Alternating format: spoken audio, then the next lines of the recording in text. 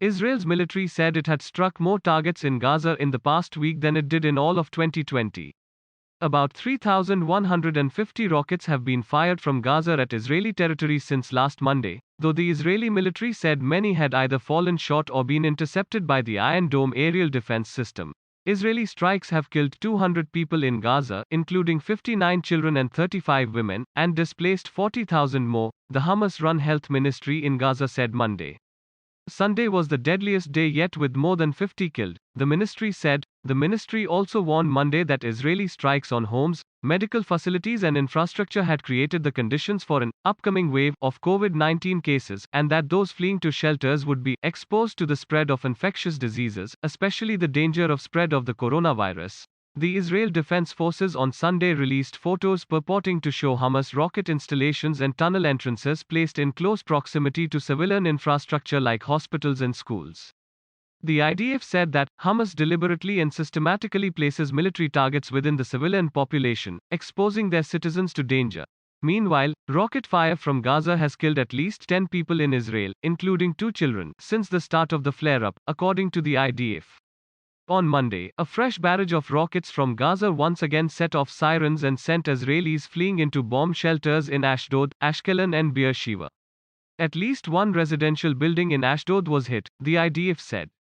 3 people were slightly injured, the Israeli Red Cross said. Israeli Prime Minister Benjamin Netanyahu said Sunday that he would do whatever it takes to restore order, and that it will take some time. During an emergency meeting of the United Nations Security Council on Sunday, UN Secretary-General Antonio Guterres pleaded for peace lest an uncontainable security and humanitarian crisis erupt that would further foster extremism in Israel, the Palestinian territories and the region writ large. Egypt and Qatar's efforts to broker a truce have stalled over 2 main points, a senior Hamas leader with direct knowledge of mediation efforts told CNN on Sunday. One stumbling block is Israel's insistence that Hamas must initiate the ceasefire, at least 3 hours before Israel, at which point Israel would follow.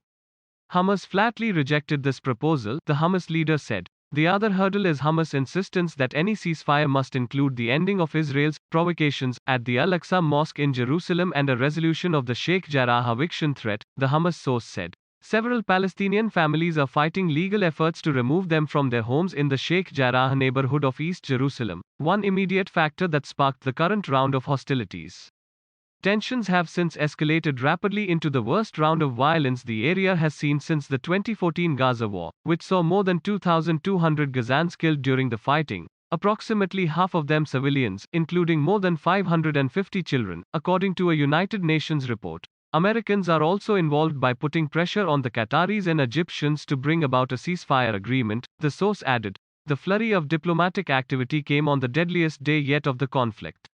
Israeli strikes killed at least 52 Palestinians in Gaza on Sunday, the health ministry there said. The AP said in a statement that it had no indication Hamas was in the building or active in the building, and called on the Israeli government to put forward the evidence. Blinken said Monday that he had not personally seen the intelligence behind the strike, but that US had asked Israel for more details regarding the justification for destroying the tower. In an interview with CBS over the weekend, Prime Minister Netanyahu said the tower was a perfectly legitimate target, and that the Israelis had shared the intelligence behind the decision with the US. Well, we share with our American friends all that intelligence, Netanyahu said.